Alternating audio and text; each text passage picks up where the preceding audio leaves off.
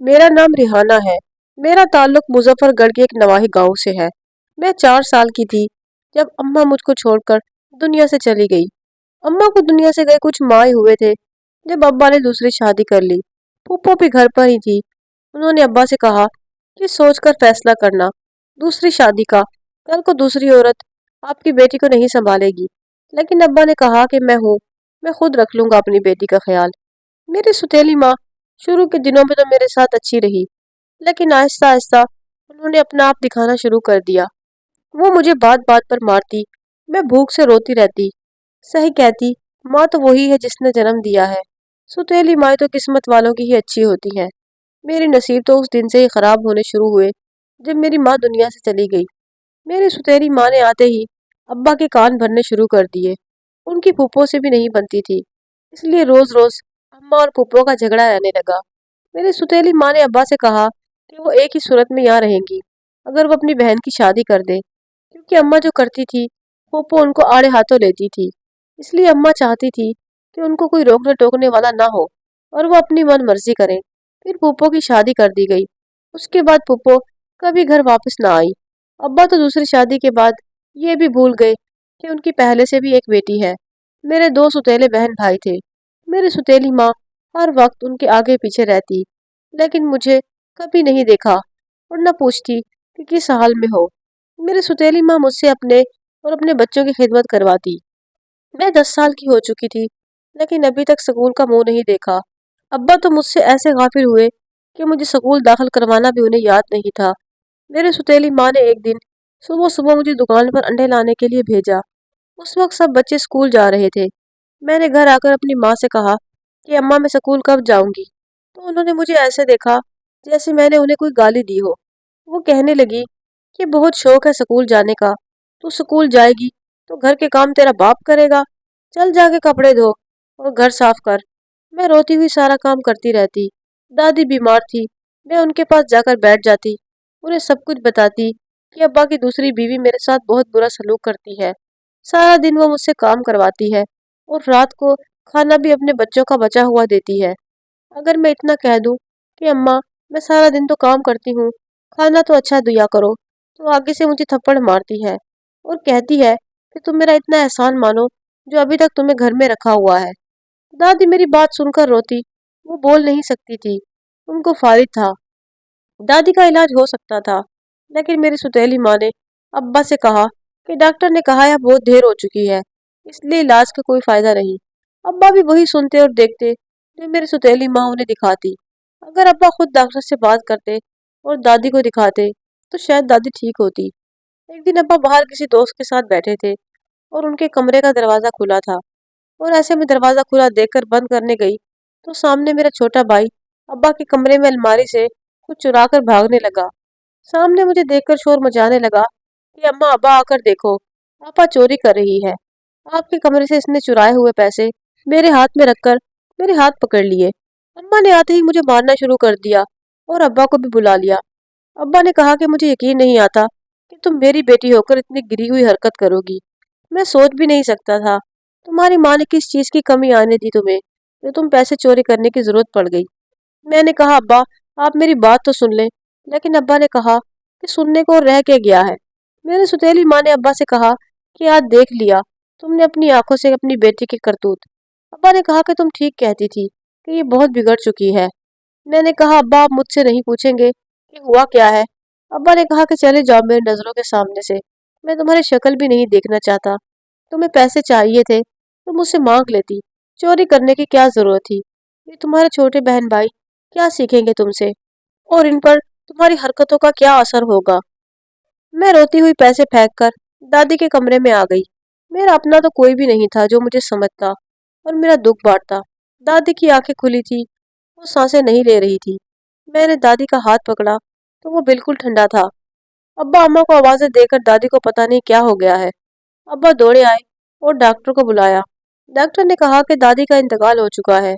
दादी भी मुझे छोड़कर चली गई। एक वही तो थी जिनसे मैं बात करती थी। वो बोल नहीं सकती थी, लेकिन मुझे सुन तो लेती थी।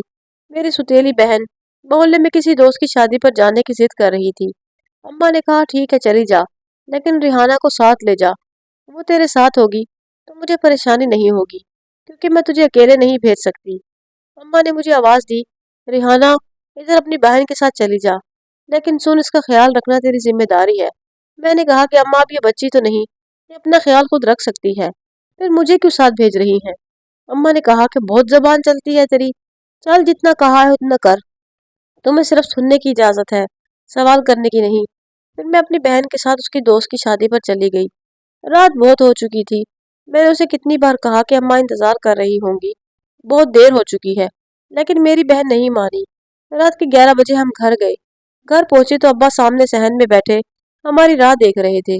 میری بہن فوراً کمرے میں چلی گئی۔ ابا نے مجھے روک لیا۔ ابا نے کہا کہ کس سے پوچھ کر گھر سے باہر گئی تھی؟ تم تو بڑی ہو، تمہیں چاہیے تھا کہ اپنے چھوٹے بہن بھائیوں کو سمجھاؤ، الٹا تم خود ان کو لے کر اتنی دیر تک گھر سے باہر رہتی ہو۔ میں نے کہا کہ ابا میں جانا نہیں چاہتی تھی، اماں نے ہی مجھے خود بھیجا تھا۔ تبھی اماں جو میری ستیلی ماں تھی وہ بھی آ گئی، کہنے لگی توبہ توبہ کتنے جھوٹ بولتی ہے، میں کیوں جوان لڑکیوں کو کسی پرائی شادی میں اکیلے بھیجوں گی؟ پھر اماں نے ابا سے کہا کہ ابھی کہہ رہی ہوں اپنی بیٹی کو سمجھا لے، اگر میں کچھ کہوں گی تو سب الزام دیں گے کہ ستیلی ماں ہے اور بیٹی پر ظلم کرتی ہے، میں تو ویسے ہی بدنام ہوں، لڑکی کے خود کے کام اچھے نہیں۔ میں نے کہا اماں آپ جھوٹ بول رہی ہیں، آپ جانتی ہے کہ میں گھر سے باہر نہیں جاتی، آپ چھوٹی کو بلا کر پوچھ لیں، وہ بتائے گی، مجھے اماں نے اس کے ساتھ بھیجا تھا۔ اماں نے کہا کہ اچھا یہ بات ہے، چلو تمہارا یہ شوق بھی پورا کیے دیتی ہوں۔ اماں نے میری چھوٹی بہن کو بلایا اور ابا سے کہا کہ لو خود ہی تسلی کر لو اور پوچھو اس سے کس نے بھیجا تھا شادی پر۔ ابا نے جب میری بہن سے پوچھا کہ تمہاری ماں نے اجازت دی تھی بیگانی شادی پر اکیلے جانے کی، تو اس نے کہا نہیں ابا، آپ ہی جھوٹ بول رہی ہیں۔ اس نے کہا تھا کہ اماں کو پتہ نہیں چلنا چاہیے اور مجھے بھی ساتھ لے گئی۔ اماں نے کہا کہ بس ہو گئی تصدیق یا کچھ اور بھی پوچھنا ہے؟ میں سکتے کی کیفیت میں اپنی بہن کو دیکھ رہی تھی۔ ابا نے مجھے کہا کہ آج کے بعد اگر تم گھر سے باہر گئی تو تمہاری ٹانگیں توڑ دوں گا۔ میں روتی ہوئی کمرے میں آ گئی۔ اتنا کچھ ہوا تھا لیکن ابا نے کبھی میری بات نہیں سنی اور نہ ہی مجھے سمجھنے کی کوشش کی۔ آج بھی میری ستیلی ماں جیت گئی۔ میں سوچ بھی نہیں سکتی تھی کہ میری بہن بھی میرے ساتھ منافقت کرتی ہے۔ اب مجھے سمجھ میں آیا کہ ماں نے اس لیے مجھے ساتھ بھیجا تھا کہ جب ابا پوچھیں گے تو سارا الزام مجھ پر ڈال دے گی اور خود ہمیشہ کی طرح اپنے آپ کو ابا کے سامنے اچھا ثابت کرے گی۔ میں چیخ چیخ کر رونا چاہتی تھی کہ میرے ساتھ یہ سب کیوں ہوا؟ میں کچھ بھی کرتی اور قصوروار مجھے ہی ٹھہرایا جاتا۔ کچھ دنوں سے مجھے اپنی بہن پر شک ہو رہا تھا کہ اس کے پاس موبائل ہے۔ مجھے فکر ہونے لگی کہ کہیں یہ کوئی غلط کام نہ کر بیٹھے۔ میں اپنی بہن کو سمجھانا چاہتی تھی کہ وہ کوئی ایسا کام نہ کرے جس سے ابا کا سر شرم سے جھک جائے۔ جب میں اس کے کمرے میں گئی تو وہ فون پر کسی سے بات کر رہی تھی۔ مجھے دیکھتے ہی اس نے فون بند کر دیا۔ میں نے کہا دیکھو چھوٹی، تم جو کر رہی ہو یہ صحیح نہیں۔ اس نے کہا آپی آپ اپنے کام سے کام رکھیں، میں اپنا اچھا برا سمجھتی ہوں، میں کوئی بچی تھوڑی ہوں، اکیلے بیٹھ کر سوچتی رہتی کہ میری بھی کیا زندگی ہے۔ بچپن سے لے کر اب تک میں جن کی خدمت کرتی رہی آج وہی میرے دشمن بنے بیٹھے ہیں۔ میری ستیلی بہن جسے اتنے پیار سے اٹھائے پھرتی تھی وہ آج اماں کی طرح اپنی ساری کوتاہیاں اور کام مجھ پر ڈال دیتی ہے۔ ابا مجھے کہتے رہتے کہ تم ایسی ہو اس لیے تمہارے چھوٹے بہن بھائی بھی تم جیسے بن گئے ہیں، جبکہ میں تو کبھی ایسا کچھ بھی نہیں کرتی تھی۔ ابا ایسے کیوں تھے؟ وہ کسی پر اتنا اندھا اعتبار کیسے کر سکتے تھے؟ اور اعتبار بھی ایسا اندھا کہ کبھی بیٹی کی بات سننے سمجھنے کی ضرورت ہی محسوس نہیں کی۔ میں نے جب جب ابا سے کچھ کہنا چاہا میری ستیلی ماں اس وقت مجھے ابا سے دور کر دیتی اور کسی نہ کسی کام میں الجھا دیتی کہ کہیں یہ اپنے باپ سے ہمارے بارے میں کوئی بات نہ کر دے اور اس کا باپ اگر اس کی سنے گا تو ہمارا یہاں رہنا مشکل ہوگا۔ اس لیے وہ کچھ ایسا کرتی جس سے ابا مجھ سے دور ہوتے گئے اور اتنے دور ہو گئے کہ سامنے ہوتے ہوئے بھی میں ان کو نظر نہیں آتی تھی۔ ایک دن میں کپڑے دھو رہی تھی کہ میری بہن تیزی سے میرے پاس سے گزر کر سیڑھیاں چڑھتے چھت پر چلی گئی۔ اماں کو اس بات کی کوئی پرواہ نہیں تھی کہ ان کی بیٹی کیا کرتی پھرتی ہے، ان کا بس صرف مجھ پر چلتا تھا۔ مجھے اپنی بہن کے اس طرح تیزی سے چھت پر جانے سے کچھ شک محسوس ہوا۔ میں بھی اس کے پیچھے چھت پر چلی گئی۔ وہ کسی کو ہاتھ ہلا کر اشارے سے کچھ کہہ رہی تھی۔ میں نے کہا چھوٹی یہ کیا کر رہی ہو یہاں اور یہ ہاتھ کسے ہلا رہی ہو؟ مجھے دیکھتے ہی اس کے چہرے کا رنگ اڑ گیا اور اسے پسینے آنے لگے۔ اس نے کچھ گھبراتے ہوئے کہا آپ ہی کچھ نہیں، وہ نیچے بچے کھیل رہے تھے تو ان کو ہاتھ ہلا رہی تھی، وہ مجھ سے نظریں نہیں ملا رہی تھی۔ اتنا کہہ کر وہ چھت سے نیچے چلی گئی۔ میں بھی اس کے پیچھے سیڑھیاں اترنے لگی जब मेरा पाँव फिसल गया और मैं सीढ़ियों से गिर गई। मेरे सर पर शदीद चोट लगी और मैं बेहोश थी। जब मुझे होश आया तो सर में शदीद दर्द था। मैं रोने लगी और मुझे अम्मा के बोलने की आवाज़ आई। उस वक्त भी मुझे डांट रही थी कि मैं उनकी बेटी की जासूसी कर रही थी, इसलिए मुझे उसकी सज़ा मिली है। मैं रोते रोते सो गई। कुछ दिन इसी तरह गुजर गए। मुझे ऐसा लगता जैसे मुझे कोई धुंधला सा दिखाई देता है। मैंने अपना वहम समझ कर झटक दिया और तवज्जो ना दी। इस तरह काम करती रही। एक दिन खाना बनाते वक्त अचानक मुझे नजर आना बंद हो गया। शायद गर्मी की वजह से पसीना आंखों में चला गया था। इसलिए हुआ कुछ देर तक मैं अपनी आंखें मलती रही, लेकिन मुझे कुछ भी नजर नहीं आ रहा था। मैं रोने लगी और अम्मा को आवाज़ें देने लगी। वो मुझे कोसती हुई आई कि क्या मुसीबत है, क्यों गला फाड़ रही हो, तुमने हमारी जिंदगी मुश्किल कर दी है। मैंने कहा अम्मा मुझे कुछ नजर नहीं आ रहा। अम्मा हंसने लगी और कहने लगी, अच्छा अच्छा बहाना ढूंढा है काम न करने का। मैंने रोते हुए कहा अम्मा मैं सच कह रही हूँ, मुझे आपकी कसम मुझे कुछ दिखाई नहीं दे रहा। अम्मा ने कहा बस बस, मेरी कसम उठाने की जरूरत नहीं, आंखों में ठंडे पानी के छींटे मारो, ठीक हो जाओगी। अम्मा मेरा हाथ पकड़कर बाहर ले गई और पानी के छींटे मारे, लेकिन कोई फर्क नहीं पड़ा। फिर अम्मा मुझे गांव के एक डॉक्टर जो 3-4 घंटे के लिए अपने क्लिनिक पर बैठता था, उसके पास ले जाने लगी। अब्बा ने मुझे देखकर कहा कि क्या हुआ रेहाना को, ये क्यों रो रही है। अम्मा ने कहा कुछ नहीं, बस ऐसे ही इसको तो आदत है छोटी छोटी बातों पर रोने की। आप अंदर जाएं, मैं इसे डॉक्टर को दिखा लाऊं। अब्बा ने कहा नहीं रहने दो, मैं जाता हूँ। अब्बा मुझे लेकर डॉक्टर के पास गए। उसने कहा जब इस बच्ची के सर पर चोट लगी थी, मैंने तभी कहा था कि इसे आग और धूप में नहीं जाना, क्योंकि इसमें इस बात का खदशा था, लेकिन आपने मेरी बात को संजीदा नहीं लिया। अब्बा ने कहा क्या मतलब, क्या हुआ मेरी बेटी को। डॉक्टर ने उसकी नज़र काफ़ी कमज़ोर हो चुकी है, अब आपकी बेटी को ऐनक लगेगी, उससे ये साफ देख सकेगी। अब्बा परेशान हो गए। फिर अब्बा ने डॉक्टर से पूछा कि आपने किससे कहा था एहतियात करने का। डॉक्टर ने कहा कि आपकी बीवी एक दिन यहाँ दवा लेने आई थी, तब उनसे ही मैंने आपकी बेटी का पूछा था और कहा था कि इस बच्ची का मुकम्मल ख्याल रखें, बेटी का मामला है। लेकिन उन्होंने तवज्जो नहीं दी और देख ले आज बच्ची बेचारी किस मुसीबत में पड़ गई है। फिर अब्बा मुझे लेकर घर आ गए। घर पहुंचे तो अम्मा ने मुझे ऐनक लगाए देखा तो कहने लगी, बस मैंने कहा था ये नाटक कर रही है, इसे ऐनक का शौक चढ़ा होगा, इसलिए ये ड्रामा रचाया और ऐनक लगवा ली। अब्बा ने गुस्से से अम्मा की तरफ देखा और कहा, ये सब तुम्हारी लापरवाही की वजह से हुआ है। रेहाना की नज़र कमज़ोर हो चुकी है और अब ये ऐनक के बिना साफ नहीं देख सकती। जब डॉक्टर ने तुम्हें बताया था तो तुमने रेहाना का ख्याल क्यों नहीं रखा। अम्मा ने कहा डॉक्टर झूठ बोलता है, मुझे उसने कुछ नहीं कहा। अब्बा ने कहा बस करो, जाओ रेहाना के लिए खाना लाओ, फिर उसे दवा दो। अब्बा ने मुझे कहा कि रेहाना तुम कमरे में जाओ। आज पहली बार अब्बा ने मुझसे ऐसे नरम लहजे में बात की थी। मेरी सुतेली माँ से अब्बा का मेरे लिए फिक्र करना बर्दाश्त नहीं हो रहा था, इसलिए वो जल्द अज जल्द मेरी शादी करके मुझे घर से निकालना चाहती थी। उसने मेरे लिए रिश्ता देखा और चट मंगनी पट ब्याह कर दिया। मैं देहात की एक पेंडू और अनपढ़ लड़की थी, आज शहर रुखसत हो रही थी। दुल्हन बनी तो पार्लर वाली ने चश्मा न लगाने दिया और बगैर चश्मे के मुझे कुछ नजर न आता था। मैं ठीक से कुछ भी नहीं देख पा रही थी। रुखसत होकर ससुराल पहुंच गई थी। मेरा शोहर कमरे में आया और सारी रात मेरे साथ रहा, लेकिन अगले ही दिन मेरी सास ने मुझ पर बदकारी का इल्ज़ाम लगाया और मुझे ये कहकर घर से निकाल दिया कि रात मेरा कोई आशिक मेरे साथ कमरे में था। मैं रोते हुए घर वापस आ गई और कुछ ही दिनों में हामला हो गई, लेकिन उस वक्त मेरे कदमों तले ज़मीन निकल गई जब अल्ट्रासाउंड रिपोर्ट के मुताबिक वो बच्चा मेरे शोहर का था। अब्बा ने फौरन मेरी सास, जो कि मेरी फूफो थी, उन्हें बुलाया। इस बात का मुझे बाद में पता चला कि मेरी शादी फूफो के बेटे से हुई थी। अब्बा ने फूफो को फ़ोन किया और कहा, जो भी बात है आमने सामने बैठकर करो। यूँ मेरी बेटी पर इल्ज़ाम लगाने की हिम्मत कैसे की तुमने? अगर मेरी बेटी तुम्हें पसंद नहीं थी तो तुमने उसका रिश्ता क्यों लिया? लेकिन फूफो ने घर आने से इनकार कर दिया। अब्बा मुझे साथ लेकर फूफो की तरफ चले गए और वहाँ जाकर अब्बा ने फूफो से कहा कि बताओ क्या बात है?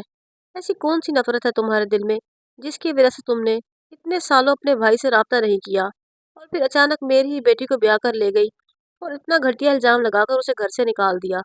फूफो ने कहा कि काश ये बात आप उस दिन पूछते जब जबरदस्ती मेरी शादी की थी। आप अच्छी तरह जानते थे कि मैं किसी और को पसंद करती थी, फिर भी आपने मेरा साथ नहीं दिया, बल्कि अपनी बीवी की बात मानी। इसी वजह से मैंने कसम खाई कि आपके दरवाजे पर तभी आऊंगी जब मेरा बेटा होगा और उसकी शादी आपकी बेटी से करके अपना बदला लूंगी।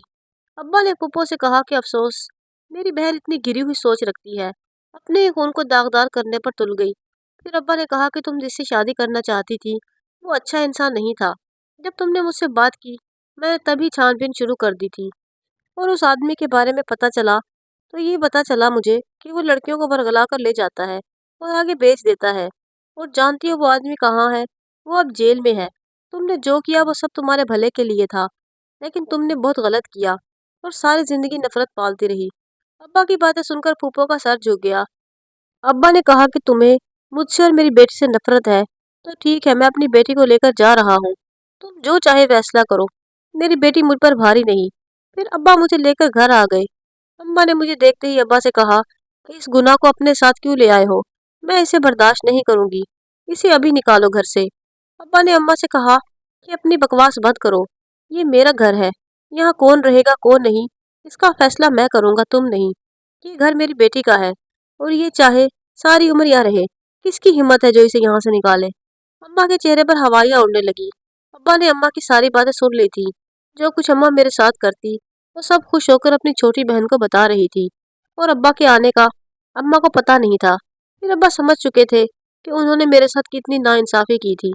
ابا نے کہا کہ ریحانہ کے بچپن سے لے کر اب تک جو کچھ بھی تم نے کیا میں سب جان چکا ہوں۔ تم نے تو کبھی میری بیٹی کو ماں کا پیار دیا ہی نہیں، ہمیشہ اس کے ساتھ دشمنی رکھی اور طرح طرح کی چالیں چلی کہ مجھ سے میری بیٹی دور ہو جائے۔ تم نے ہمارے درمیان اتنی نفرت ڈال دی کہ مجھے سچ اور جھوٹ میں فرق ہی نظر نہیں آیا۔ میری بیٹی کا بچپن، اس کے کھیلنے کے دن جن کو تم نے اپنی ستیلی ممتا پر قربان کر دیا، وہ واپس نہیں آ سکتے۔ میری بیٹی میرے ہوتے ہوئے بھی یتیموں والی زندگی گزارتی رہی، اور میں کتنا ظالم باپ تھا، کتنا اندھا تھا جو تم جیسی مکار عورت پر بھروسہ کر بیٹھا، اپنی بیٹی کی آواز کو کبھی سن ہی نہیں سکا۔ اماں نے رونا شروع کر دیا اور ابا سے کہا میں نے تو ایسا کچھ بھی نہیں کیا، ریحانہ نے کان بھرے ہیں آپ کے میرے خلاف یقیناً۔ ابا نے کہا بس کرو، اور کتنا گرو گی؟ تم تو عورت کے نام پر بھی دھبا ہو۔ اس سے پہلے کہ ابا کچھ اور کہتے اماں بے ہوش ہو کر گر گئی۔ اگلے دن پھپھو میرے شوہر کو لے کر ہمارے گھر آ گئی اور اپنے کیے کی معافی مانگنے لگی۔ پھپھو نے ابا سے کہا میں نے جو کیا وہ سب غلط فہمی میں ہوا، میں ریحانہ کو اپنے ساتھ گھر لے جانے کے لیے آئی ہوں۔ پھپھو نے مجھ سے معافی مانگی اور میرے شوہر نے بھی، جو سب جانتے ہوئے بھی خاموش تھے۔ میرے شوہر نے کہا کہ میں مجبور تھا، اپنی ماں کی وجہ سے مجھے معاف کر دو، آج کے بعد میں کبھی دوبارہ ایسی غلطی نہیں کروں گا۔ مجھے اپنے شوہر کو معاف کرنا تھا، کیونکہ جب رشتوں کو نبھانا ہو تو دل بڑا کرنا ہی پڑتا ہے۔ میں اب اپنے گھر میں بہت خوش تھی۔ پھپھو اور میرا شوہر میرا بہت خیال رکھتے۔ میری ستیلی ماں جن کی وجہ سے سگے رشتوں میں نفرت اور غلط فہمی آئی، اب وہ چار پائی پر تھی، اور میری چھوٹی بہن وہ کسی لڑکے کو پسند کرتی تھی، وہ لڑکا اسے دھوکہ دے رہا تھا۔ اللہ کا شکر جو میری بہن کو سب وقت پر معلوم ہو گیا اور اس نے گھر کی دہلیز پار نہیں کی۔ میری بہن نے اپنے کیے کی مجھ سے معافی مانگی۔ کہتے ہیں کہ وقت کے ساتھ ساتھ زخم بھر جاتے ہیں، لیکن ان کے نشانات باقی رہ جاتے ہیں۔ میں نے تو معاف کر دیا، لیکن وقت اور حالات نے جو کچھ میرے ساتھ کیا وہ میں کبھی بھول نہیں سکی۔ میری شادی کو 3 سال ہو گئے ہیں۔ اللہ نے مجھے ایک چاند سا بیٹا نوازا، اس کے آنے سے میں پچھلے دکھ بھول آئی ہوں۔